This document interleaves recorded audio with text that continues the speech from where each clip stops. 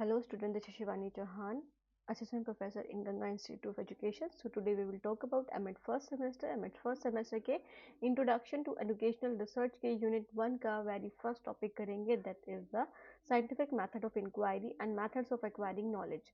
सबसे बड़ी बात यह है कि हम इसको हिंदी और इंग्लिश दोनों लैंग्वेज को कवर करके चलेंगे. पहले इंग्लिश, उससे मैं हिंदी में समझाऊंगी और उसके बाद हिंदी की स्लाइड आएगी जहाँ से आप नोट्स बना सकते हो. ओके, स्टार्ट करते हैं. सबसे पहले मीनिंग की बात करेंगे. साइंटिफिक मेथड ऑफ इंक्वायरी होता क्या है? साइंटिफिक मेथड अगर लग गया है इंक्वायरी करने का, कुछ पूछताछ करने का, अगर साइंटिफिक मेथड की बात करो तो सिंपल, अगर हम नॉर्मल वे में बोले कि जिस पर आप भरोसा कर सको, जो लॉजिकल हो. ऐसा ही कुछ भी किसी ने कह दिया ये नहीं होगा, प्रूवन बेस्ड होगा, है ना, प्रूव्ड बेस्ड होगा और ऑब्जेक्टिव प्रोसेस होगा कि किसी के बायसनेस यहाँ पर इंक्लूड नहीं होगी कि किसी की, आप बोल सकते हो कि कोई भी आप कोई बात कर रहे हो उसमें उनका जो सब्जेक्टिव पॉइंट है उस बात को लेकर के वो इंक्लूड नहीं होगा, वो पूरी की पूरी होगी प्रूव्ड बेस, है ना, जो प्रूव हो चुकी है, जिसको आप नहीं नकार सकते. जैसे sun rises in the east, इस बात को आप नहीं नकार सकते क्योंकि प्रूव्ड है ये, है ना. तो यही क्या है, यही साइंटिफिक मेथड ऑफ इंक्वायरी है, जो कि सिस्टमेटिक तरीके से प्रॉपर स्टेप्स के थ्रू चलती है, लॉजिकल होती है, तार्किक होती है और ऑब्जेक्टिविटी वहाँ पर इंक्लूड होती है, ताकि आप जो भी एजुकेशनल प्रॉब्लम्स हैं उनको इन्वेस्टिगेट कर सको साइंटिफिक मेथड ऑफ इंक्वायरी का यूज करके, हाइपोथेसिस टेस्ट कर सको. हाइपोथेसिस क्या होते हैं वैसे आगे हम करेंगे. अभी आप मान के चलो कि जो बेसिक अजम्पशंस होते हैं, जो भी आप सॉल्यूशन लेकर के चलते हो किसी प्रॉब्लम का, तो क्या सॉल्यूशंस हो सकते हैं उसके, उनमें से जो मेन, जो सबसे अच्छा होगा वो क्या हो सकता है, और रिलायबल नॉलेज क्रिएट कर सको कि कोई दूसरा पर्सन भी अगर उस बात को देखेगा तो उसके लिए भी वही रिजल्ट आएगा. ऐसा नहीं कि आपने कुछ और रिजल्ट निकाल लिया, है ना, बाद में किसी और ने चेक करा उसे तो दूसरा रिजल्ट आया. जैसे फॉर एग्जांपल आपने मैथ्स का टेस्ट लिया बच्चों का और अब बच्चों के एवरेज मार्क्स आए 50 में से 35, है ना. वही टेस्ट बच्चों का लिया किसी और टीचर ने दूसरे दिन, तो हमने देखा उसमें बच्चों के एवरेज मार्क्स आए 45. तो ये क्या है, ये रिलायबल नहीं है, यहाँ पर कंसिस्टेंसी नहीं है. आप ऐसा मेथड चूज करो जो रिलायबल हो, जिस पर आप विश्वास कर सको. ओके, सो एजुकेशन में बात करें तो ये फाउंडेशन फॉर्म करता है, एक नींव रखता है एजुकेशनल रिसर्च की. जब तक हम साइंटिफिक मेथड ऑफ इंक्वायरी नहीं करेंगे हम रिसर्च नहीं कर सकते. रिसर्च में क्या है, जो भी प्रॉब्लम्स होती हैं उसको आप प्रॉपर मैनर में स्टेप बाय स्टेप प्रूव करके चेक करते हो, है ना. सो रिसर्च में, एक्शन रिसर्च में, जो कि छोटे आप लेवल पे बोल सकते हो, जैसे स्कूल्स में या फिर कोई भी जो day to day life problem है उसको सॉल्व करने के लिए टीचर्स या फिर बिजनेसमैन यूज करते हैं. तो यहाँ पर एजुकेशन की बात करें तो स्कूल में जो टीचर्स यूज करते हैं. ओके, मेजरमेंट एंड इवेल्युएशन में कैसे आप बच्चों का मूल्यांकन करोगे, क्या तरीके अपनाओगे मूल्यांकन के, और एविडेंस बेस्ड टीचिंग प्रैक्टिसेस होनी चाहिए. ऐसा नहीं कि जो आप प्रैक्टिस यूज कर रहे हो उससे बच्चों का रिजल्ट तो आ ही नहीं रहा, तो ऐसी प्रैक्टिसेस यूज करो टीचिंग कराने के लिए जिससे बच्चों का रिजल्ट भी आए और वो इफेक्टिव भी हो, है ना. सो अर्थ देख लेते हैं इसे हिंदी में. तो वैज्ञानिक जांच पद्धति एक व्यवस्थित, तार्किक और वस्तुनिष्ठ प्रक्रिया है जिसका उपयोग शैक्षिक समस्याओं की जांच करने, परिकल्पनाओं का परीक्षण करने और विश्वसनीय ज्ञान उत्पन्न करने के लिए किया जाता है. यहाँ पर शिक्षा के क्षेत्र में हम बात करें तो जो हमारी रिसर्चेज होती हैं, अनुसंधान होता है जो एजुकेशन में, क्रियात्मक अनुसंधान जिसे एक्शन रिसर्च बोलते हैं, मापन और मूल्यांकन, मेजरमेंट और इवैल्यूएशन, तो ये सब एक नींव निर्माण करता है इसका, है ना, एक बेस हमें मिलता है. सो next is characteristics of the scientific method. तो कैरेक्टरिस्टिक की बात करें तो सबसे पहले बात करते हैं, हमने देखा ही था कि जो inquiry, scientific method of inquiry होती है वो सिस्टमेटिक तरीके से होती है. वेल डिफाइंड स्टेप्स यूज होते हैं कि पहले आप प्रॉब्लम को आइडेंटिफाई करते हो, फिर उसके हाइपोथेसिस बनाते हो एंड सो ऑन, जो हम बात करेंगे. तो एक वेल डिफाइंड स्टेप्स है, ये नहीं कि पहले आप एनालिसिस कर रहे हो फिर आप देख रहे हो आपका आपका टॉपिक क्या है, तो ऐसा नहीं होता है. प्रॉपर स्टेप्स वाइज फॉलो होती है, ऑब्जेक्टिव होती है, यहाँ पर बायसनेस नहीं होती है किसी पर्सन की, उनकी विचारधारा या उनके ओपिनियन नहीं होते, ये प्रूफ बेस होती है, जो हमने एक्सपेरिमेंट करा है, फिर जो जो भी हमने रिजल्ट निकाला उस पर बेस्ड है, ना कि किसी ने भी कुछ कह दिया वो नहीं. सो एम्पेरिकल होती है, एम्पेरिकल मतलब ऑब्जर्वेशन और डेटा के बेस पे हम सर्वे करते हैं, हम रिसर्च करते हैं, तो हम डेटा कलेक्शन करते हैं. तो डेटा कलेक्शन में जो हम ऑब्जर्व करते हैं, जो हम मेजर करते हैं, उस पे बेस्ड होती है। रेप्लिकेबल होती है कि आप वेरीफाइड कर सकते हो रिजल्ट्स को दूसरों के द्वारा भी। अगर वो रेप्लिकेबल नहीं है, इसका मतलब दूसरा जो पर्सन है उसका रिजल्ट निकाल रहा है तो अलग आएगा, तो वो एक आप बोल सकते हो ट्रस्ट वर्दी रिसर्च नहीं बन सकती, जहाँ पर कंसिस्टेंसी नहीं हो। तो एक अच्छी कंसिस्टेंट रिसर्च या फिर रिलायबल रिसर्च के लिए, रेप्लिकेबल रिसर्च के लिए आप दूसरों से भी वेरीफाई करा सकते हो, और दूसरों से वेरीफाई हो गई इट मीन्स कि वो जो रिजल्ट्स आए हैं वो क्या होंगे, वेरीफिएबल होंगे। सो लॉजिकल होती है। लॉजिकल क्यों होती है? क्योंकि यहाँ पर रीजनिंग और एनालिसिस बेस्ड होता है, मतलब तार्किक सोच, और यहाँ पर विश्लेषण करा जाता है, और वो जो विश्लेषण करा जाता है उससे हमारे रिजल्ट्स निकल कर आते हैं। प्रिडिक्टिव होती है, हम प्रिडिक्ट कर सकते हैं आउटकम्स थ्रू द हाइपोथेसिस। जो हम हाइपोथेसिस बनाते हैं, जो हम टेंटेटिव अजम्पशन या सॉल्यूशंस बनाते हैं कि ये हमारे प्रॉब्लम के सॉल्यूशन हो सकते हैं, तो उसे फिर हम बाद में प्रूव करते हैं विद आवर रिसर्च, है ना, with our this scientific method. तो फोरकास्टिंग आउटकम यहाँ पर यूज होते हैं। ओके, सो यहाँ पर बात करें तो व्यवस्थित होती है, उद्देश्य होते हैं, अनुभवजन्य होता है, तार्किक होता है, पूर्व अनुमानित होता है। ओके, यहाँ पर हिंदी मीडियम वाले बच्चे देख सकते हैं। सो अब हम नेक्स्ट पे आ जाते हैं, दैट इज द स्टेप्स। क्या होते हैं ये हम स्टेप्स पढ़ेंगे आगे भी। बाकी यहाँ पर आइडेंटिफिकेशन ऑफ प्रॉब्लम, फिर review of related literature for. आप जब पेपर अटेम्प्ट करेंगे तो आप पहले क्या करेंगे, फ्लो चार्ट बनाइए, है ना। फ्लो चार्ट बना सकते हैं, स्टेप्स पूरे लिखने से पहले आप फ्लो चार्ट में ऐसे, नहीं तो फिर आप 1 और फिर यहाँ पर बॉक्स बना करके 2 बॉक्स बना कर, तो उससे पेज भी भरेगा, साथ के साथ आपके जो भी चेक करने के लिए होंगे, जो भी एग्जामिनर होंगे जो चेक करेंगे, वो उन पर अच्छा इफेक्ट पड़ेगा, है ना, अगर आप फ्लो चार्ट बना करके आते हैं। तो ऐसे फ्लो चार्ट बना सकते हैं आप, ये ड्राइंग बनाने की जरूरत नहीं है, बस नॉर्मल स्टेप में जो फ्लो चार्ट बनाते हैं वैसे। तो ये क्या है, स्टेप्स है, इनको हम एक एक करके पढ़ते हैं। सबसे पहले बात करते हैं, जब भी हम साइंटिफिक मेथड यूज करते हैं तो सबसे पहले हम आइडेंटिफाई करते हैं प्रॉब्लम को। पहले हम प्रॉब्लम देखेंगे कि हमारे साथ क्या प्रॉब्लम है, या फिर हम किस किस चीज को निकालना चाह रहे हैं, किस चीज का सोल्यूशन निकालना चाह रहे हैं। तो क्लियर, स्पेसिफिक और रिसर्चेबल एजुकेशन प्रॉब्लम लेनी चाहिए, ना कि ऐसी जिस पर रिसर्च ही ना हो सके, या फिर जिसको टेस्ट ही ना कर पाए। जैसे कि हम ये नहीं ले सकते हैं कि sun rises in the east. अब इसका क्या सोल्यूशन होगा, कोई सोल्यूशन नहीं, क्योंकि ये एक फैक्चुअल, आप बोल सकते हो क्वेश्चन, एक फैक्चुअल स्टेटमेंट है जो कि चेंज नहीं हो सकती, जिसको टेस्ट करने का भी कोई फायदा नहीं है, क्योंकि वो रियल में वहां से ही राइज होता है। हमारे जो प्लैनेट्स है वो 8 प्लैनेट्स है ना। तो ये क्या है, 8 प्लैनेट्स है, 7 प्लैनेट्स है, तो ये क्या है, ये सब ऑलरेडी प्रूव्ड है, ऑलरेडी चीजें हो रखी हैं इसमें, तो आप इसको चेंज नहीं कर सकते। तो ऐसी स्टेटमेंट आपको नहीं लेनी है जो कि यूनिवर्सल ट्रूथ हो, आप बोल सकते हो उसे। सो आपको प्रॉब्लम लेनी है जो क्लियर, स्पेसिफिक और रिसर्चेबल एजुकेशन प्रॉब्लम हो, जैसे कि affect of formative assessment on student achievement, कि जो आप यूनिट टेस्ट लेते हो बच्चों का, असाइनमेंट्स लेते हो, क्विज लेते हो, उससे बच्चों की परफॉर्मेंस पे क्या इफेक्ट पड़ती है, परफॉर्मेंस नहीं, अचीवमेंट पे, कि वो लास्ट में जब उनके जब पेपर होते हैं तो कितना अच्छा अचीव करते हैं वो मार्क्स, है ना, कितने अच्छे ग्रेड्स लेकर के आते हैं। तो फॉर्मेटिव असेसमेंट का क्या इफेक्ट पड़ेगा बच्चों पर, आप ये प्रॉब्लम ले सकते हो। ठीक है, ये आपका प्रॉब्लम हो सकता है। सो रिव्यू ऑफ रिलेटेड लिटरेचर होगा दूसरा। रिव्यू ऑफ रिलेटेड लिटरेचर मतलब आप ये चेक करोगे कि जो आपने प्रॉब्लम ली हो उस पर कौन कौन सी, कहाँ कहाँ पर रिसर्च हो रखी है उससे रिलेटेड, है ना। सेम वैसी नहीं, उससे रिलेटेड कोई रिसर्च हो रखी है, या फिर सेम अगर वैसी है तो आप उसमें क्या नया कर सकते हैं। तो पहले आप प्रीवियस जो रिसर्चेस हो रखी है, प्रीवियस थ्योरीज है जो उससे रिलेटेड है, या फिर फाइंडिंग से आप उन्हें यूज कर सकते हो रिव्यू ऑफ रिलेटेड लिटरेचर में।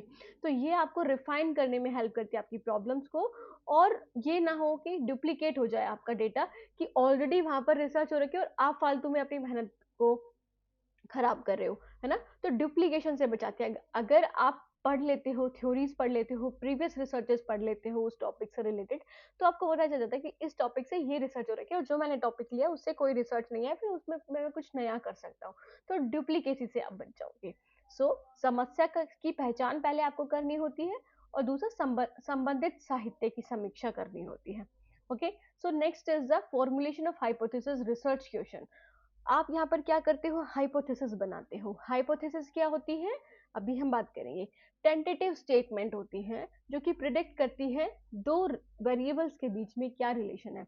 वेरिएबल जैसे कि, जैसे हमने अभी बात करी थी कि हमारा जो दैट इज आपकी जो प्रॉब्लम है वो क्या है, affect of formative assessment on student achievement, है ना, स्टूडेंट अचीवमेंट पर क्या अफेक्ट है। तो यहाँ पर हम क्या हाइपोथेसिस बना सकते हैं, क्या इसके सॉल्यूशन बना सकते हैं। तो डिफरेंट सॉल्यूशंस हम लिख सकते हैं जिनको हमें अपनी रिसर्च में आगे प्रूव करना होगा। तो ये टेंटेटिव स्टेटमेंट्स होती हैं जो अभी प्रूव्ड नहीं हुए और जिनको हम चेक कर सकते हैं, जिनको हम टेस्ट कर सकते हैं, जो कि दो वेरिएबल के बीच में रिलेशन बताती है। जैसे कि student taught using formative assessment perform better than those taught traditionally. एक हमने ऐसा बना लिया, क्या, दैट इज आप बोल सकते हो हाइपोथेसिस बना लिया हमने कि जिन बच्चों को फॉर्मेटिव असेसमेंट के थ्रू पढ़ाया जाता है, जिनका प्रॉपर तरीके से एफएज लेते हो आप, या फिर आप बोल सकते हो यूनिट टेस्ट असाइनमेंट्स वगैरह लेते हो, तो वो ज़्यादा बेटर परफॉर्म करते हैं एज कम्पेयर टू जिनको ट्रेडिशनली मेथड से कि आपने सारा का सारा सिलेबस एक बार में पढ़ा दिया और बच्चों को लास्ट में टेस्ट ले लिया। तो ये हमने एक सोल्यूशन बना लिया। ऐसे डिफरेंट सोल्यूशंस हो सकते हैं कि वो नहीं कर पाते हैं या फिर ट्रेडिशनल मेथड बेस्ट होता है, तो ऐसे आप डिफरेंट सोल्यूशन ले सकते हो, फिर उससे आप चेक करते हो, प्रूव करते हो अपनी स्टडी से। सो यहाँ पर स्टूडेंट को पढ़ाया जाता है फॉर्मेटिव असेसमेंट के perform better than those through traditionally. ठीक है। सो next is the operational definition आप यूज करते हो। ऑपरेशनल डेफिनेशन जो वेरिएबल्स हैं, वेरिएबल्स क्या है यहाँ पर, एक तो फॉर्मेटिव असेसमेंट है, एक स्टूडेंट है, कौन से स्टूडेंट है वो सेकेंडरी स्टेज के स्टूडेंट हैं, हायर सेकेंडरी के हैं, ओके, और अचीवमेंट है। तो ये क्या है, इनको आप प्रॉपर तरीके से जो डेफिनेशंस दी गई हैं इनके रिगार्डिंग, जो प्रॉपर डेफिनेशंस हैं, है ना, जो पॉपुलर है, जो किसी अच्छे फिलोसोफर ने, अच्छे साइकोलॉजिस्ट ने, अच्छे थ्योरिस्ट ने दी है, वो आप यहाँ पर लिखोगे। तो clear definition of independent and dependent variable. Independent variable क्या होता है, जो डिपेंड होता है किस पर, डिपेंडेंट वेरिएबल पर। डिपेंडेंट वेरिएबल का कोई इफेक्ट नहीं पड़ता दूसरे किसी वेरिएबल पर। आगे हम इसके बारे में बात करेंगे, अभी आप इतना ही याद रखो। ओके। सो परिकल्पनाओं, अनुसंधान, प्रश्नों का निरूपण, परिकल्पना होती है पहले, मतलब थर्ड नंबर पे, और फोर्थ नंबर पर चरों की परिचालनात्मक परिभाषा यहाँ पर दी जाती है, ऑपरेशनल डेफिनेशन दी जाती है। ठीक है। सो नेक्स्ट इज द, नेक्स्ट बात करें तो next step is the research design. Research design क्या है कि आप क्वालिटेटिव रिसर्च कर रहे हो, गुणात्मक रिसर्च, या फिर मात्रात्मक रिसर्च कर रहे हो। आप जो रिसर्च करोगे वो एक्सपेरिमेंटल होगी, या फिर सर्वे बेस्ड होगी, या फिर को रिलेशनल है, एथनोग्राफिकल है, तो कैसी है आप हाँ यहाँ पर मेंशन करोगे आपका रिसर्च डिजाइन जो भी आपका होगा। मिक्स्ड रिसर्च है, क्वालिटेटिव है, क्वांटिटेटिव है, वो यहाँ पर आपको मेंशन करना पड़ेगा। Okay. So next is a data collection. Data collection में आप जो रिसर्च कर रहे हो उससे रिलेटेड क्या आप डेटा कलेक्ट करने के लिए यूज कर सकते हो टूल, जैसे कि टेस्ट यूज कर सकते हो आप बच्चों के, या फिर क्वेश्चनेयर्स बना सकते हो, क्वेश्चन सेट ऑफ क्वेश्चन बना सकते हो जहाँ से आप बच्चों का रिस्पॉन्स ले सकते हो, उनको क्या बेटर लगता है, इंटरव्यू ले सकते हो, ऑब्जर्व कर सकते हो। तो ये सारी चीजें मेथड्स ऑफ डेटा कलेक्शन है। नेक्स्ट हम जब हमारे पास सारा चीजें आ जाएंगी, डेटा कलेक्ट हो जाएगा, फिर हम उस डेटा का विश्लेषण करेंगे। ओके। विश्लेषण करेंगे, हम उसको देखेंगे, एक एक ऑब्जेक्टिव्स को, एक एक हमारे जो हाइपोथेसिस है उसमें ब्रेक डाउन करके देखेंगे, अप्लाई करेंगे स्टैटिस्टिकल टेक्निक्स, मतलब जो हमने हाइपोथेसिस बनाई थी उसको टेस्ट करेंगे कि कौन सा बेटर है ना। फिर उसके बाद इंटरप्रेट करेंगे इन द रिजल्टेंट या फिर वेरीफाइड फॉर्म। सो अनुसंधान डिजाइन करेंगे फिफ्थ नंबर पे, सिक्स डेटा संग्रहण, और फिर डेटा का विश्लेषण और विवेचन। So next is a conclusion and generalisation. जब हम इंटरप्रेट कर देंगे इन्फॉर्मेशन को कि जो हमारा टेस्ट कह रहा है, टेस्ट से जो हमारे आंसर्स आए हैं, उसके बाद हम कंक्लूड कर देंगे कि हमें ये लगता है, जैसे जैसे फॉर एग्जांपल हमें ये लगता है कि फॉर्मेटिव असेसमेंट से ही बेटर रिजल्ट आता है बच्चों का, ना कि जो ट्रेडिशनल वे था जिसमें बच्चों को बस लास्ट में ही पेपर दे दिया जाता था, जिसमें सारे यूनिट, सारे आपका टॉपिक है एक बारी में कवर कर देता था। क्योंकि वहाँ पर हमने देखा है, हमने जो डेटा कलेक्शन मेथड यूज करा था उसके थ्रू हमने देखा है कि बच्चे बर्डन फील करते हैं, स्ट्रेस होता है, एंग्जाइटी होती है, डिप्रेशन होती है। तो इसलिए हमने ये कंक्लूड कर लिया, और फिर हम जनरलाइज कर देंगे टू द होल पॉपुलेशन, या फिर जिसके ऊपर आपने वो रिसर्च करी है। जैसे हमने हायर सेकेंडरी स्टूडेंट पे रिसर्च करी है, तो हायर सेकेंडरी स्टूडेंट पर वो चीज एप्लीकेबल हो जाएगी, है ना। तो हम वो जनरलाइज कर देंगे। या फिर आपने एक स्पेसिफिक एरिया में करी है, जैसे आप हरियाणा में कर रहे हो ओनली, तो हरियाणा के बच्चों पर वो हायर सेकेंडरी वालों पर अप्लाई हो जाएगी। Okay. So verification and replication, आप वेरीफाई कर सकते हो उसे, जब दूसरा कोई इंसान उसको देखेगा, पढ़ेगा आपकी रिसर्च को, और फिर वो उसे वेरीफाई कर सकता है, ताकि ताकि उसकी रिलायबिलिटी और वैलिडिटी को जान सके। रिलायबिलिटी क्या होती है? कंसिस्टेंसी, कि अगर कोई दूसरा पर्सन भी उसे चेक करेगा, देखेगा उस डेटा को, तो वही सेम रिजल्ट आए। और दूसरा वैलिडिटी क्या, कि जिस पर्पस के लिए बनाया था वो पर्पस पूरा हो रहा है या नहीं हो रहा है ना। जैसे कि फॉर एग्जांपल आपने यहाँ पे अचीवमेंट टेस्ट मेजर करने के लिए बनाया, अचीवमेंट मेजर करने के लिए बनाया था, बट आपने जो रिजल्ट निकाले हैं वो बच्चों का डेवलपमेंट मेजर कर रहा है, तो वो क्या हो जाएगा? वो वैलिड नहीं होगा। वैलिड कब होगा? जब आपने अचीवमेंट के लिए ही बनाया था और वो अचीवमेंट को ही मेजर कर रहा हो। Okay, so next is the निष्कर्ष और सामान्यीकरण, and the last one is the सत्यापन और प्रतिकृति आप करते हो। तो ये डिफरेंट स्टेप्स होते हैं किसके? साइंटिफिक बेस्ड मेथड या फिर साइंटिफिक मेथड ऑफ इंक्वायरी के। नेक्स्ट वन हम बात करें तो इम्पोर्टेंस क्या है इसकी एजुकेशन में, क्यों इंपॉर्टेंट है साइंटिफिक मेथड, क्यों हम नॉर्मल ही क्यों नहीं कर लेते, बायसनेस सब्जेक्टिविटी क्यों नहीं इंक्लूड कर लेते? क्योंकि साइंटिफिक थिंकिंग प्रमोट करती है रिसर्चर्स और टीचर्स के बीच में बच्चों को समझाया जा सकता है कि हमारे पास जो डेटा है हम उस पर रिलाई करें, ना कि जो किसी ने बोल दिया। फॉर एग्जांपल आपके सामने किसी ने भी कुछ भी बोल दिया और आपने उसे मान लिया, नहीं, आप नहीं मानोगे तब तक आप उसका क्या नहीं देखोगे? प्रूव्ड नहीं देखोगे, या फिर प्रूफ नहीं देखोगे। जब तक आप प्रूफ नहीं देखोगे, जब तक आप खुद प्रूफ नहीं कर पाओगे, तब तक आप उसे रिलायबल या फिर वैलिड नहीं मान सकते। तो साइंटिफिक थिंकिंग को प्रमोट करती है आपके अंदर, कि आपके अंदर तार्किक सोच आए। क्वालिटी को इम्प्रूव करती है टीचिंग लर्निंग प्रोसेस में। हम ऐसे मेथड्स यूज कर रहे हैं आज टीचिंग और लर्निंग प्रोसेस में जो बच्चों के लिए क्या हो, आप बोल सकते हो कि यूजफुल हो। और वो यूजफुल कब हो सकते हैं? जब हमने उस पर रिसर्च करी हो, देखा हो कि कौन सा, जैसे हम बोल देते हैं आज कि लेक्चर मेथड से ज़्यादा डेमोन्स्ट्रेशन मेथड ज़्यादा अच्छा है, या फिर डिस्कशन मेथड ज़्यादा अच्छा है, बट आप हर जगह पर डिस्कशन मेथड यूज़ नहीं कर सकते। लेक्चर मेथड भी बहुत सारी जगह पर बेनिफिशियल होता है। जैसे अगर हम बात करें तो हम यहाँ पर लेक्चर मेथड के थ्रू कर रहे हैं, साथ में हम डेमोन्स्ट्रेट भी कर रहे हैं इमेजेस के थ्रू। सो लेक्चर कम डेमोन्स्ट्रेशन मेथड यहाँ पर यूज हो रहा है। तो हम ये वेरीफाई कैसे करें कि कौन सा मेथड बेस्ट है? तो वो हम प्रॉपर तरीके से स्टडी कंडक्ट करेंगे, उसके थ्रू हम कर सकते हैं। So next is policy formulation. जितनी भी पॉलिसीज बनती हैं, जैसे एनईपी 2020 आई है, तो ये सारी रिसर्च बेस्ड चीजें हैं। पहले हमने देखा जो इससे पहले पॉलिसी थी 1986 की, है ना, और फिर उसको रिवाइज करता 1992 में, तो उसमें बहुत सारे फ्लोज थे। उसके जो फ्लोज थे उस पर रिसर्च हुई, और फिर रिसर्च होकर के हमने ये देखा, ये पाया कि ये सुधार हो सकते हैं। ये जो 10+2 का सिस्टम चला आ रहा है उसको हम क्यों ना 4 पार्ट्स में डिवाइड कर दें। तो ये सब चीजें ऐसे ही कुछ भी हवा में तीर नहीं मारती, ये सब चीजें प्रूफ करके, साइंटिफिक रिसर्च करके सारी चीजें आपके एनईपी में इंक्लूड हुई हैं।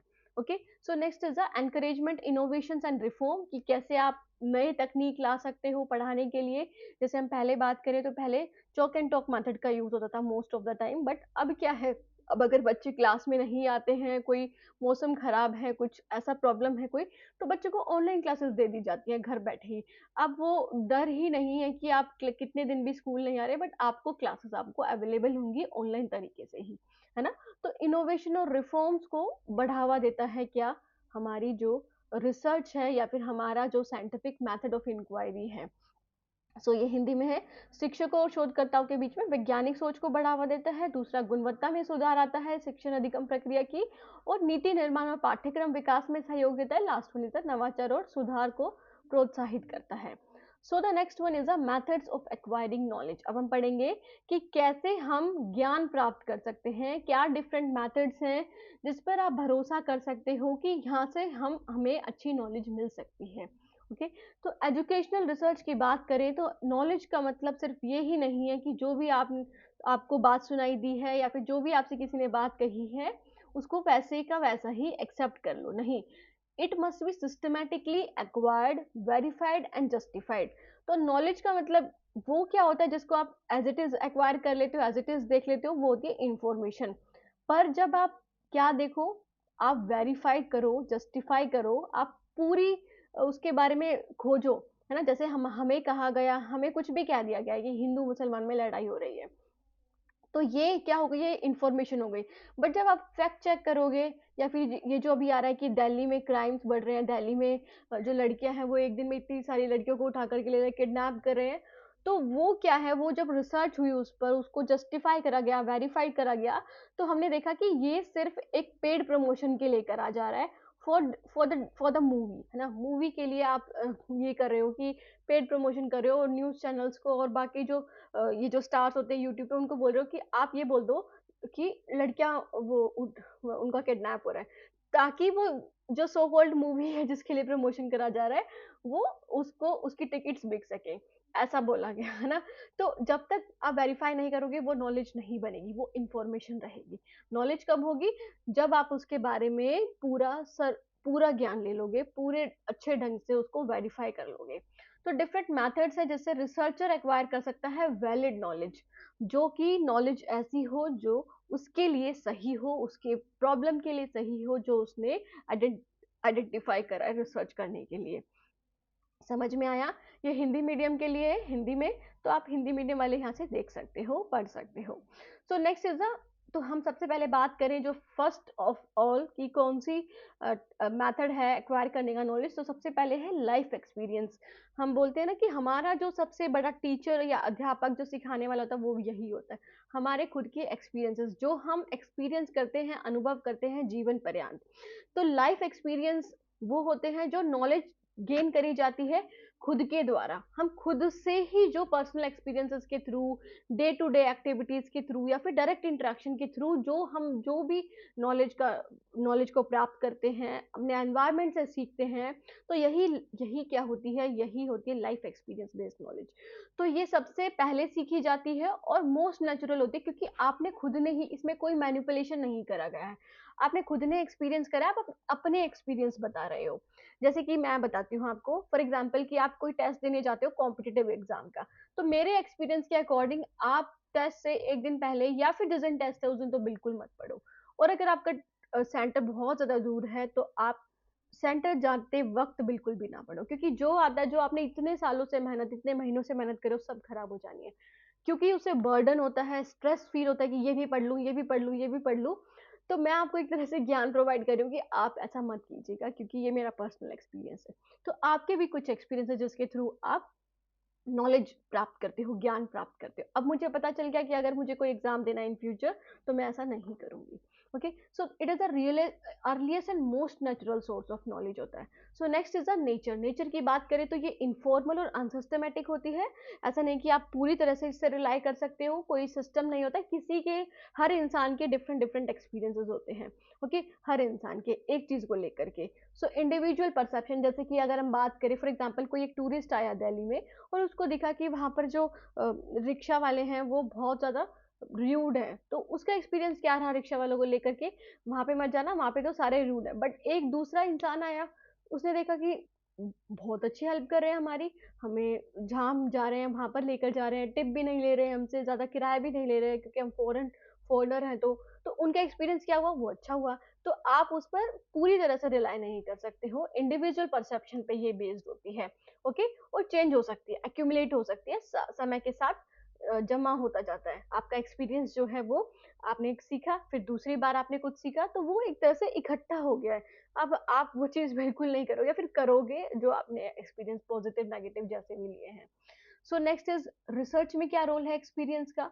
तो बात करें तो ये रिसर्च प्रॉब्लम आइडेंटिफाई करने में, कि आप पीएचडी कर रहे हो, है ना, या फिर कोई रिसर्च कर रहे हो, तो उसमें आप क्या टॉपिक ले सकते हो, तो आपके पर्सनल एक्सपीरियंस से भी ले सकते हो, है ना। प्रैक्टिकल अंडरस्टैंडिंग समझ में आती है कि जो हम एजुकेशन के बारे में पढ़ते हैं, टीचिंग लर्निंग मेथड्स के बारे में पढ़ते हैं, स्ट्रेटजीज के बारे में पढ़ते हैं, जो किताबी भाषा होती है वो क्या कहती है, और जो रियल एक्सपीरियंसेस होते हैं वो क्या कहते हैं।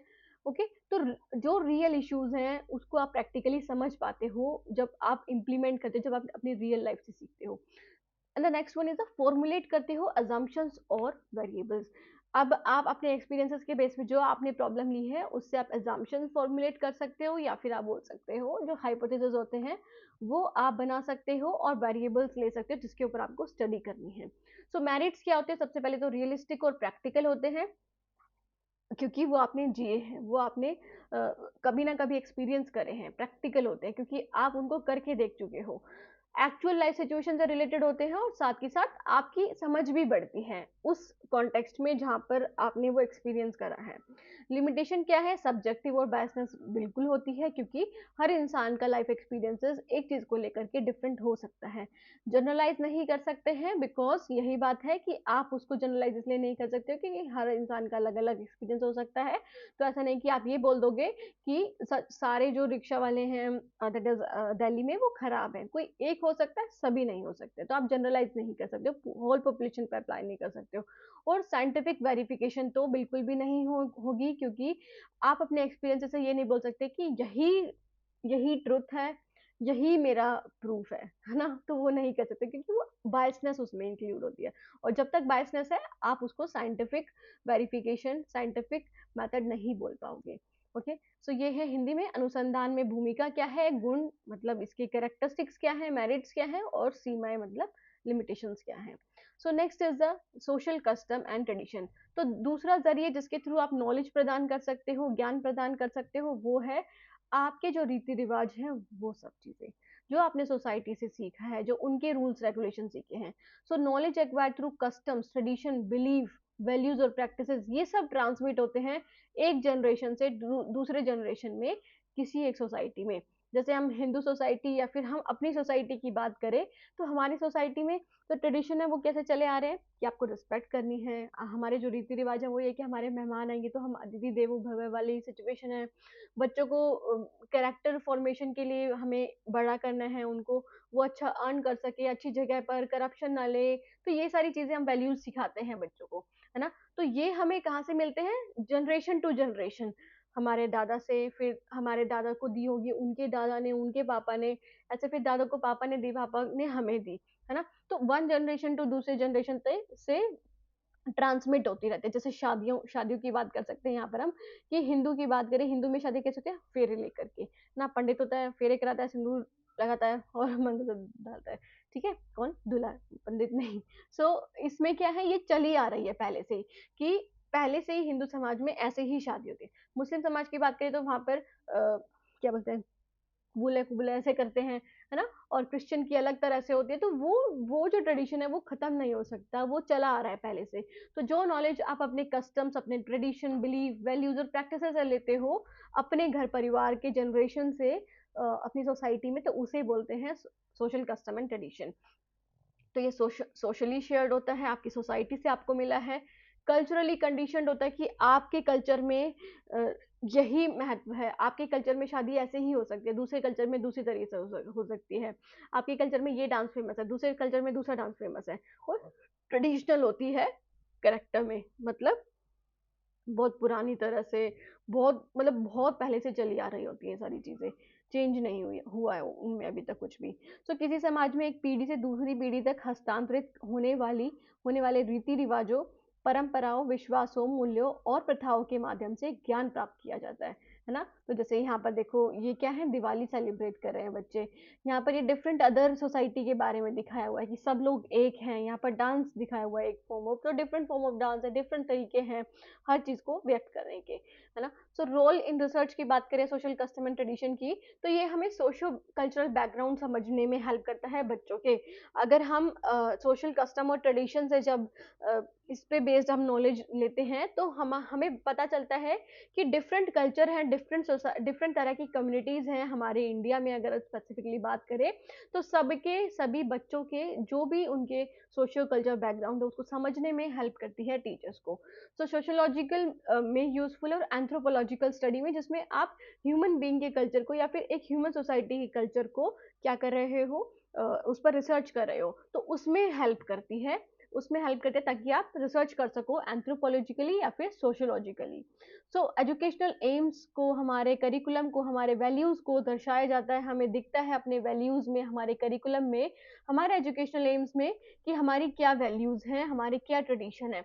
जैसे हम बात करें कि जो आपके बीएड होता है या एमएड होता है, उसमें सिलेबस आपका बेसिकली, जैसे पीस एजुकेशन आपने पढ़ा होगा, नहीं पढ़ा होगा तो आपने देखा होगा आपके सिलेबस में था किसी एक सब्जेक्ट, किसी एक टर्म में। तो वहां पर पीस एजुकेशन क्यों दिया जा रहा है? क्योंकि हमारी वैल्यू क्या कहती है कि आपको शांति बनाए रखनी होती है। कैसे बनाए रख सकते हो, क्या क्या कमिटीज हैं, क्या क्या बॉडीज हैं जो उसको प्रमोट करने में हेल्प करती है। तो ये सारी चीज़ें हमारे एजुकेशनल एम्स, करिकुलम, जैसे करिकुलम में हम बात करें, हमारी जो इंडिया है वो डाइवर्सिटी है पूरी, उसमें ना हर तरह के लोग हैं। तो हमारी बुक्स में देखने को मिलेगा आपको क्रिश्चियंस के चैप्टर्स भी होंगे, है ना, मुस्लिम चैप्टर्स भी होंगे, हिंदू चैप्टर भी होंगे, सिख सिख कम्युनिटी का भी होगा। तो हर तरह के लोगों का हमें जो आपके जो करिकुलम में पाठ्यक्रम है वो देखने को हमें मिलता है। सो मेरिट्स की बात करें तो सोशल कॉन्टिन्यूटी प्रोवाइड करता है ये, कि एक समाज जो निरंतर चला आ रहा है उस चीज़ को प्रमोट करता है, कोई ख़त्म नहीं हो सकती है वो चीज़ें। कल्चरल हेरिटेज को प्रिजर्व करके रखता है, जो हमें पहले से हमारी विरासत से मिला है, वो अभी तक हमारे साथ रहता है because of this type of knowledge. अगर हम अपने दादा-दादी से वो हमें ना बताते तो हमारे पास नहीं आ पाता अभी तक, है ना? और मोरल और वैल्यू एजुकेशन को आकार देता है हमारे हमारे जनरेशन टू जनरेशन, हमारे कस्टम्स और ट्रेडिशंस। सो लिमिटेशंस की बात करें तो आउटडेटेड बिलीफ्स भी होते हैं, जैसे कुछ जगह जो होता है, अगर हम हिंदू की बात करें तो बोलते हैं कि घूंघट करो, मुस्लिम की बात करें तो बुर्का पहनो ना, पूरा फेस कवर कर लो। तो ये सब चीज़ें क्या हैं, ये आउटडेटेड बिलीफ्स हैं, जो अब कुछ जहाँ कहीं कई जगह पर रिवोल्यूशन भी हुए हैं इससे रिलेटेड, कि अब लोग नहीं मानते हैं, कुछ मानते भी हैं उसको एक आप बोल सकते हो कि रिलीजन से कनेक्ट करके, बट आउटडेटेड बिलीफ को प्रमोट करता है ये, क्योंकि हम जो बोलते थे कि हमारे ज़माने में तो ऐसा था, जैसे आपके दादा-दादी, आपके पापा मम्मी से सुना होगा आपने, तो उस चीज़ को प्रमोट करना चाहते हैं वो, कि आगे भी ऐसा ही चलता रहे, तो उससे क्या होगा, आप आगे नहीं बढ़ पाओगे। रेजिस्टेंस टू चेंज, वही बात कही है कि आप चेंज नहीं कर पाओगे आगे जो चेंजेस आ रहे हैं उसके according. Not always not always rational और साइंटिफिक, रैशनल और साइंटिफिक तो बहुत कम ऐसा होता है कि आप रैशनल और साइंटिफिक इस टाइप की नॉलेज को बोल सकते हो जो कि तार्किक हो। ठीक है, तो ये अनुसंधान में भूमिका क्या है, गुण क्या है और सीमाएं क्या है। So next one is a authority. Authority क्या होती है, जो नॉलेज आपको किसी एक्सपर्ट से मिलती है, एक्सपर्ट के ओपिनियन से, कोई ऐसा पर्सन जिस पर आप विश्वास कर सको, जिस पर डिफरेंट इंसान विश्वास कर सके, किसी इंस्टीट्यूशन से, किसी बुक से, किसी ऑफिशियल डॉक्यूमेंट से जो आपको इंफॉर्मेशन मिल रही है, वो है authority. So sources of authority क्या है, टीचर्स एंड रिसर्चर्स हैं, जिसको आप बोल सकते हो कि यस मैंने इनसे इंफॉर्मेशन लिया और ये मोस्ट ऑफ द टाइम या फिर मोस्ट प्रोबेबली ये करेक्ट ही होगी। टेक्स्ट बुक से जो आपको इंफॉर्मेशन मिलती है, जर्नल से जो आपको इंफॉर्मेशन मिलती है, जैसे टेक्स्ट बुक से आपने जो पढ़ लिया, आप नहीं बोल सकते हो कि उसमें गलत लिखा है, बहुत कम चांसेस होते हैं कि आप उसको गलत बोल दो, तो वो रिलायबल सोर्स ऑफ नॉलेज होते हैं। सो एजुकेशनल कमीशन या पॉलिसीज, तो ये सब क्या है, ये अथॉरिटी से मिलने वाली नॉलेज है, जिसको हम प्राधिकरण बोलते हैं। तो प्राधिकरण का क्या अर्थ है, विशेषज्ञों की राय, प्रतिष्ठित विद्वानों, संस्थाओं, पुस्तकों या आधिकारिक दस्तावेजों के आधार पर स्वीकृत ज्ञान, ये होता है authority. So next is research में क्या रोल है, तो ये सबसे पहले तो रिव्यू ऑफ रिलेटेड लिटरेचर के लिए बहुत ज़्यादा बेनिफिशियल है। जब आपको प्रीवियस पेपर्स पढ़ने पड़ते हैं, प्रीवियस रिसर्च जिस पर आप रिसर्च करें उससे रिलेटेड कोई रिसर्चेज हैं, तो आप अथॉरिटी का हेल्प ले सकते हो, आप किसी टेक्स्ट बुक की, आप जर्नल्स की, आप टीचर्स की और बाकी रिसर्चर्स की, उनकी स्टडी की आप हेल्प लेते हो। यहाँ पर थ्योरेटिकल फ्रेमवर्क प्रोवाइड करता है कि आपको एक तरह से थ्योरी मिल जाती है ना, सिद्धांत मिल जाते हैं, जिसके बेस पर आप अपनी रिसर्च कंडक्ट कर सकते हो। और रिसर्च गैप को आइडेंटिफाई करने में हेल्प करता है। जो भी रिसर्च गैप्स हैं, लाइक कोई ऐसी स्टडी हुई है जहाँ पर एक स्पेसिफिक टॉपिक पर रिसर्च नहीं हुई है, तो आप उसको पहचान लोगे और पहचानने के बाद उस पर आप स्टडी कर सकते हो, उस पर आप आगे फर्दर रिसर्च कर सकते हो। सो मेरिट्स की बात करें तो टाइम और एफर्ट को सेव करता है, क्योंकि यहाँ पर हमें ऐसी नॉलेज मिल रही है जो रिलायबल है, जो वैलिड है, जिसको हम बोल सकते हैं कि हमने यहाँ से लिए, और जो इनकरेक्ट बहुत कम चांसेस है कि वो इनकरेक्ट हो। वैलिडेटेड इन्फॉर्मेशन हमें मिलती है ना। और बिगनर्स के लिए सबसे ज़्यादा यूजफुल है, जिन लोगों को नहीं पता होता डिफरेंट थ्योरीज के बारे में, जो पहली बार रिसर्च कर रहे हैं, उनके लिए बहुत ज़्यादा यूजफुल है कि वो ऐसे आप बोल सकते हो कि ऑथर्स का या फिर ऐसे ऑथोरिटी का यूज कर सकते हैं अपनी इंफॉर्मेशन को या फिर नॉलेज को बढ़ाने के लिए। सो लिमिटेशंस की बात करें तो यहाँ पर एरर और बायसनेस की थोड़ी बहुत पॉसिबिलिटी हो सकती है, इतनी भी नहीं। और रेस्ट्रिक्ट होते हैं क्रिटिकल थिंकिंग, क्योंकि आप एक बुक के थ्रू ही कर रहे हो, तो बुक में ही रह जाओगे, फिर उससे आगे आप नहीं बढ़ पाओगे। तो आप अपनी दिमाग, अपने विचार नहीं लगा पाओगे, आप आलोचनात्मक चिंतन नहीं कर पाओगे। तो नॉलेज आउटडेटेड भी हो जाती है, क्योंकि कुछ बुक्स ऐसी होती है जो बहुत पहले ही प्रिंट हुई है, उन्हीं को रीप्रिंट करके, है ना, वही इंफॉर्मेशन चली आ रही है, तो उससे आउटडेटेड नॉलेज भी देखने को मिलती है हमें, जो कि चेंज हो चुका है। जैसे कि कुछ बुक्स में ऐसा होता है कि आपने पहले कुछ और लिखा था, फॉर एग्जांपल माउंट एवरेस्ट की हाइट बढ़ रही है, घट रही है, वो सारी चीज़ें नहीं मेंशन होती। या फिर अब जैसे कि हम बात करें कि पहले बुक्स में क्या था कि हमारी जो हरियाणा की बात करें तो 22 डिस्ट्रिक्ट है ना, अब क्या हो चुकी है, 23 हो चुकी है। सो बेसिकली ये जो नॉलेज है वो आउटडेटेड हमें देखने को मिलती है बुक्स में। सो अनुसंधान में भूमिका, गुण और सीमाएं। Next is the deductive and inductive reasoning. Deductive and inductive reasoning क्या है? आपकी जो तार्किक सोच होती है, आप जो रीजनिंग करते हो, तो सबसे पहले है रीजनिंग की बात करें तो knowledge acquire through logical reasoning, जिसको आप प्रूव कर सको या फिर जो प्रूव्ड हो।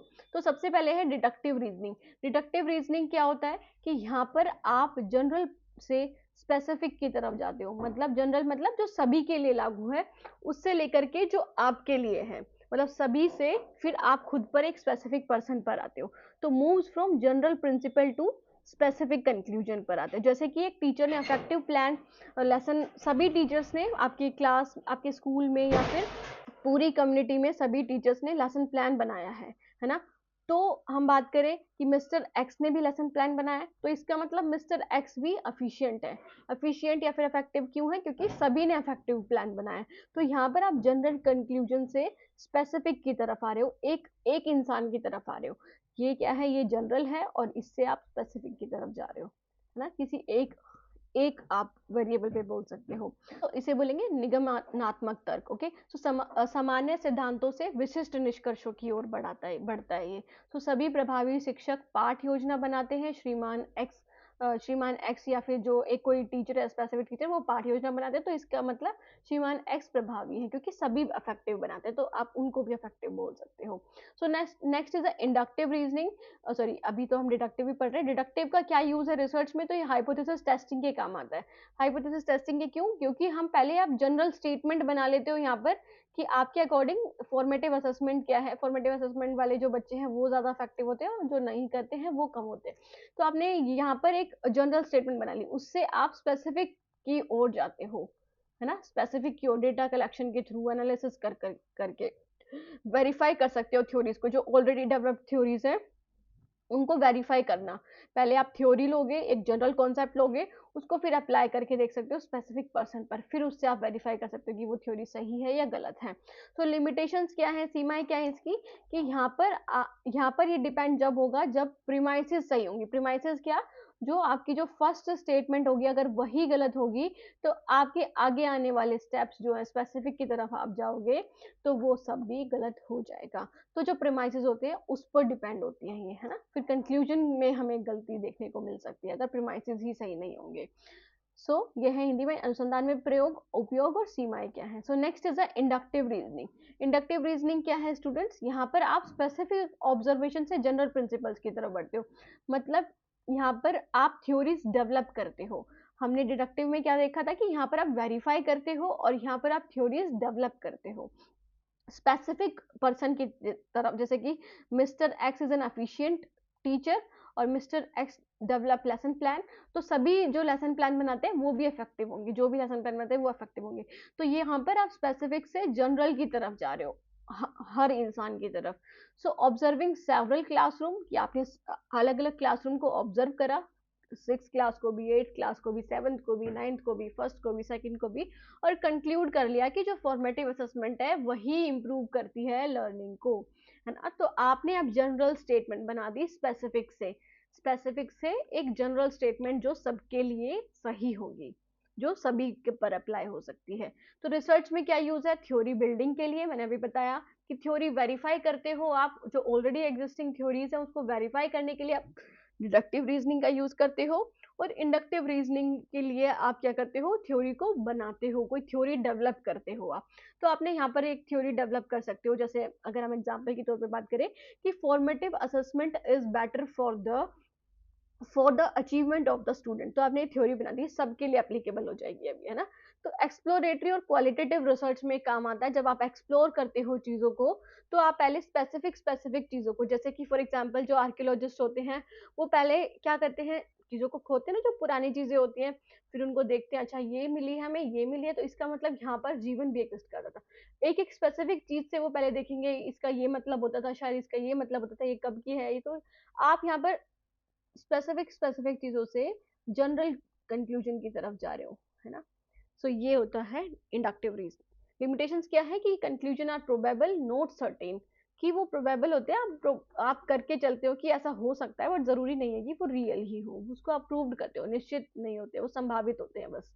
सो नेक्स्ट इज द इम्पोर्टेंस क्या है ऑफ रीजनिंग इन रिसर्च। जो हमने रीजनिंग पढ़ी इंडक्टिव डिडक्टिव की, तो इसका क्या इंपॉर्टेंस है। तो सबसे पहले लॉजिकल कंसिस्टेंसी प्रोवाइड होती है, क्योंकि रीजन तार्किक सोच होती है आपकी, है ना। आप रीजन करते हो, आप ऐसे कुछ भी हवा में तीर नहीं मारते हो, चीजों को अज्यूम करके चलते हो, देख करके चलते हो, वेरीफाई करते हो उन्हें।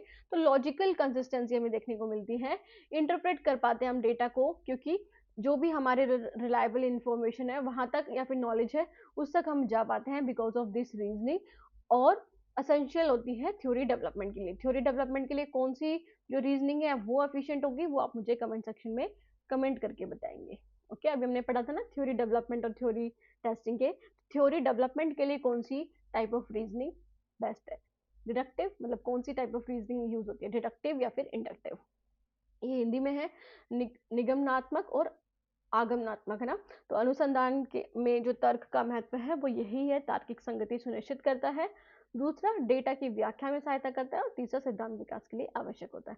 सो next is a scientific method. अब साइंटिफिक मेथड क्या है स्टूडेंट्स, ये भी एक रिलायबल या फिर वैलिड सोर्स ऑफ नॉलेज है, जिससे आप संपूर्ण ज्ञान ले सकते हो, जो कि वेरीफाइड होगा पहले से ही। हमने अभी पढ़ा था ना साइंटिफिक मेथड ऑफ इंक्वायरी। तो साइंटिफिक मेथड क्या होता है, जो सिस्टमैटिक, ऑब्जेक्टिव और इंपेरिकल मेथड होता है, जो कि ऑब्जर्वेशंस पर बेस्ड होता है और जिस पर आप रिलाई कर सकते हो इन्फॉर्मेशन के लिए ना। ऑब्जर्वेशन, एक्सपेरिमेंटेशन या फिर वेरिफिकेशन के थ्रू हम इसको, इस इंफॉर्मेशन को या फिर इस नॉलेज को लेते हैं। यहाँ पर सारी चीजें आप क्या कर सकते हो, आप अप्लाई कर सकते हो डायरेक्टली, आपको कोई सोच विचार करने की जरूरत नहीं है ना। तो इसमें जो स्टेप्स होते हैं, सबसे पहले प्रॉब्लम आइडेंटिफाई करते हो इस मेथड में, उसके बाद हाइपोथेसिस बनाते हो, टेंटेटिव असम्पशंस बनाते हो, फिर डेटा कलेक्ट करते हो उसके रिगार्डिंग जो भी आपने असम्पशंस, जो भी आपने सॉल्यूशंस बनाए हैं, फिर एनालिसिस करते हो, विश्लेषण करते हो, और फिर उनको इंटरप्रेट करके कंक्लूजन आप निकाल लेते हो, जो कि अभी हमने पढ़ा ही था ना। ये सारे स्टेप्स हम पढ़ चुके हैं ऑलरेडी, आप देख सकते हैं।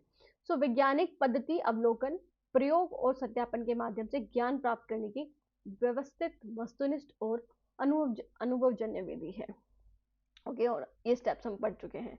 So next is role in research. Research में क्या रोल है, तो बहुत ज़्यादा यूजफुल है जब आप साइंटिफिक मेथड से रिसर्च कर रहे हो, साइंटिफिक मेथड ऑफ नॉलेज को यूज कर रहे हो, कोई थ्योरी यूज कर रहे हो जो कि प्रूव्ड है, तो वहां पर आपको कोई और नॉलेज प्रदान करने की जरूरत नहीं है, या फिर कोई और इंफॉर्मेशन देने की जरूरत नहीं है। तो ये एक्सपेरिमेंटल, सर्वे और एक्शन रिसर्च में आप यूज कर सकते हो साइंटिफिक मेथड को, है ना। और मेरिट्स की बात करें तो ये ऑब्जेक्टिव होती है, क्योंकि ये किसी भी पर्सन के बायसनेस पे, किसी भी पर्सन की विचारधारा पर नहीं बेस्ड होती, कि ये प्रूफ बेस्ड थ्योरी या फिर प्रूफ बेस्ड थ्योरी होती है, या फिर प्रूफ बेस्ड मेथड होता है। रिलायबल और वैलिड क्यों होता है, क्योंकि आप बार बार अगर इस रिसर्च को करोगे, इस मेथड को यूज करोगे, तो आपको सेम रिजल्ट देखने को मिलेगा।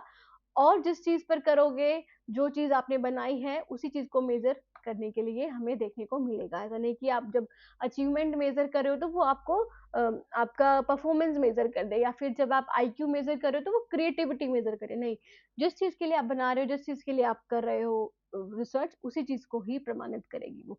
और वेरीफिएबल होती है, क्योंकि आप लास्ट में वेरीफाई करते हो, ये चेक करते हो कि ट्रस्टवर्दी है या नहीं।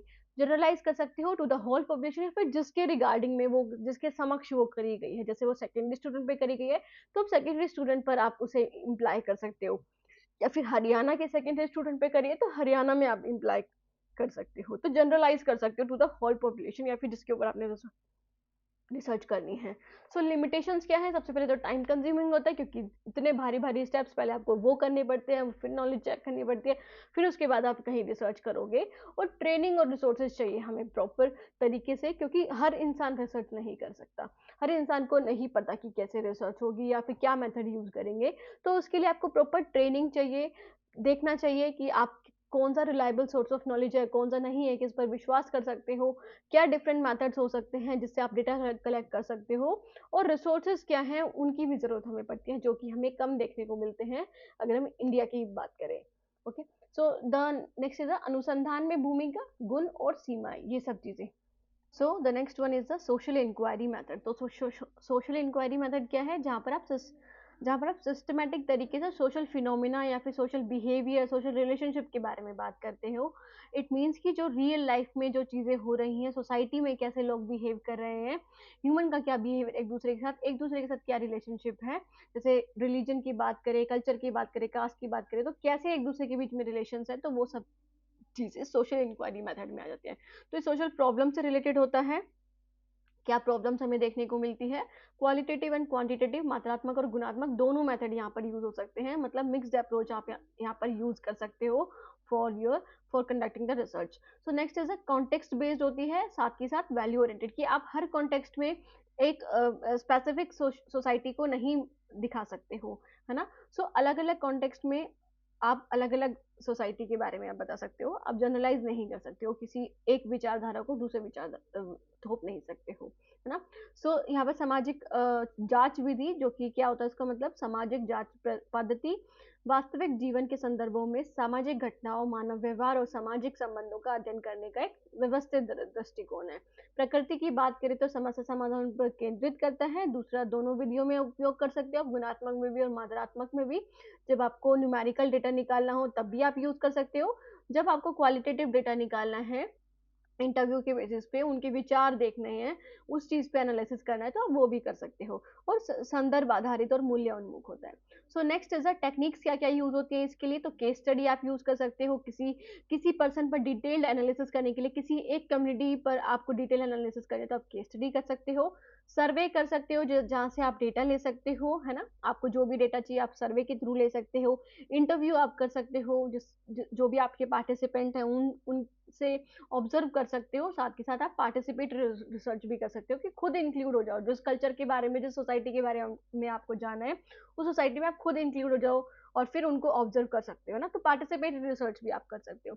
सो एजुकेशनल रिसर्च की बात करें, एजुकेशन रिसर्च में क्या रोल है इसका, तो क्लासरूम इंटरेक्शन की स्टडी, एक दूसरे जो क्लासरूम में जो स्टूडेंट्स हैं उनका एक दूसरे के साथ क्या रिलेशन है, कैसा वो सोचते हैं अपने पीयर ग्रुप के बारे में, टीचर्स के बारे में, है ना, तो उसको हम स्टडी कर सकते हैं इस नॉलेज के थ्रू। और कल्चर और क्लाइमेट का स्टडी कर सकते हैं, स्कूल का कल्चर क्या है, स्कूल का क्लाइमेट क्या है, कि लोग एक दूसरे पर विश्वास करते हैं नहीं करते हैं, पॉलिटिक्स है या फिर क्या है क्या नहीं है, वो सारी चीजें आप देख सकते हो।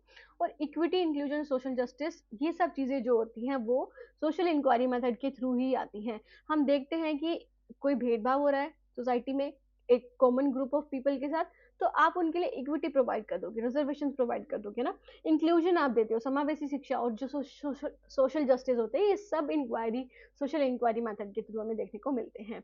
सो यहाँ पर प्रयुक्त तकनीकें हैं और शैक्षिक अनुसंधान में भूमिकाएं हैं। So next is merits. तो मेरिट्स क्या है, सबसे पहले तो आपका सर्वांगीण विकास के लिए, है ना, होलिस्टिक अंडरस्टैंडिंग के लिए, सॉरी, कि आपकी समझ बढ़ सके, सिर्फ सोशल इश्यूज के एक पर्सपेक्टिव में नहीं, डिफरेंट पर्सपेक्टिव से आपको सोशल इश्यूज के बारे में समझ आ सके, क्या प्रॉब्लम्स हैं, क्या सोल्यूशंस है, वो सारी चीजें आप देख सको। पॉलिसी फॉर्मुलेट कर सकते हो आप इसके रिगार्डिंग, जैसे फॉर एग्जांपल कोई कॉमन ग्रुप ऑफ पीपल या फिर जैसे एससी है, एसटी है, उनके खिलाफ कोई चीजें हो रही है, डिस्क्रिमिनेशन है, तो उससे रिलेटेड आप पॉलिसीज बना सकते हो, उनको रिजर्वेशन दे सकते हो, उनको हेल्प दे सकते हो, ताकि वो जो डिस्क्रिमिनेशन है उसको कंपनसेट कर सके। और साथ के साथ प्रमोट कर सकते हो डेमोक्रेटिक और रिफ्लेक्टिव थिंकिंग, क्योंकि आप यहाँ पर दर्शा सकते हो कि क्या सही है, क्या जो इश्यूज हैं वो क्यों हो रहे हैं, क्यों नहीं होने चाहिए, वो सारी चीज़ें आप यहाँ पर अपनी जो थिंकिंग है उसको प्रमोट कर सकते हो, जो कि कैसी होगी, रिफ्लेक्टिव होगी, चिंतन तरीके से आप सोच विचार कर सकते हो। सो लिमिटेशंस क्या है, कि कॉन्टेक्स्ट स्पेसिफिक होती है, कि आप डिफरेंट कॉन्टेक्स्ट में नहीं यूज कर सकते हो, जिस कॉन्टेक्स्ट पे आप रिसर्च कर रहे हो, जिस कॉन्टेक्स्ट से आपको इन्फॉर्मेशन मिली है, वहीं से ही आप उस नॉलेज को अप्लाई कर सकते हो। और रिसर्चर की बायसनेस हो सकती है रिजल्ट्स में, फॉर एग्जाम्पल किसी कॉमन ग्रुप ऑफ पीपल पर स्टडी कर रहा है और उसके खिलाफ उसे खुंदस हो, कोई प्रॉब्लम हो, कोई लड़ाई झगड़े हो, जेलसी हो, तो वो वहां पर वो बायसनेस हमें देखने को मिल सकती है ना, तो रिजल्ट्स इन्फ्लुएंस हो सकते हैं इससे। तो ये है हिंदी में गुण क्या है इसके, मेरिट्स क्या है और इसकी लिमिटेशंस क्या है। सो नेक्स्ट इज द, ये है कंपैरेटिव समरी बनाई हुई है, methods of acquiring knowledge for research. तो जो अभी हमने मेथड्स पढ़ रहे थे, different method, life experience, social custom, authority, deductive reasoning, inductive reasoning, scientific method, social inquiry, ये बनाने की जरूरत नहीं है, बस आपको इजी वे में समझाने की है कि लाइफ एक्सपीरियंसेस का जो बेसिस होता है वो पर्सनल एक्सपीरियंसेस पे बेस्ड होता है। सोशल कस्टम के जो कल्चरल बिलीफ होते हैं, प्रैक्टिसेस होती है, फिर जनरेशन टू जनरेशन जो चीज़ें दी जाती हैं। ऑथोरिटी क्या होती है? अगर हम सॉरी हाँ अभी हम बात कर रहे हैं यहाँ पर, हाँ ऑथोरिटी की एक्सपर्ट्स, टेक्स्ट बुक्स या फिर इंस्टीट्यूशंस होते हैं। और डिडक्टिव रीजनिंग के लॉजिक होता है जनरल टू स्पेसिफिक, और इंडक्टिव रीजनिंग में ऑब्जर्वेशन होती है specific to general. Scientific method की बात करें तो इंपेरिकल एविडेंस और लॉजिक होता है यहाँ पर। और सोशल इंक्वायरी की बात करें तो सोशल इन्वेस्टिगेशन होता है। नेचर की बात करें लाइफ एक्सपीरियंसेस के, तो नेचर क्या है? इनफॉर्मल तरीके का होता है, यहाँ पर आप रिलाय नहीं कर सकते, वहाँ से जो आपको नॉलेज मिली है वो सब्जेक्टिव होता है, बायसनेस वहाँ पर देखने को मिलती है। सोशल कस्टम एंड ट्रेडिशन का जो नेचर है वो सोशल और ट्रेडिशनल होता है, जो पुरानी जो हमारी जो चीज़ें चली आ रही हैं, रीति रिवाज चले आ रहे हैं, उस पर बेस्ड होती है और सोसाइटी पर बेस्ड होती है।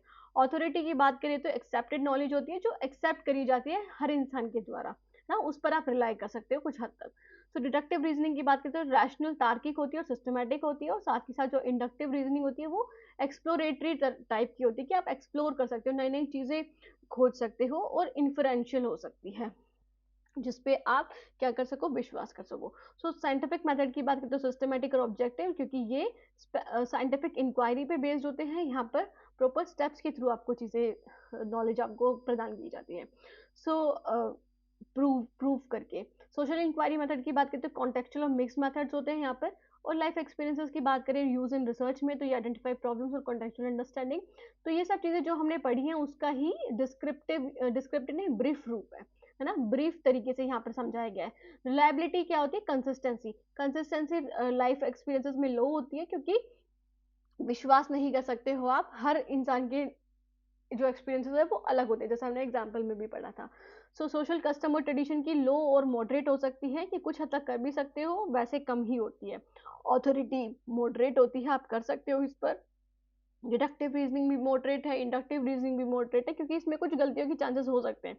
साइंटिफिक मेथड की जो रिलायबिलिटी होती है, जिस पर आप विश्वास कर सकते हो, रिजल्ट्स उसके सेम आएंगे हर बार, तो वो हाई होती है। और सोशल इंक्वायरी मेथड की, क्योंकि आप यहाँ पर सिस्टमेटिक तरीके से इंक्वायरी करते हो, ओके, सारी चीज़ों के बारे में जानते हो। सो ये हैं डिफरेंट टाइप्स या फिर different methods of acquiring knowledge.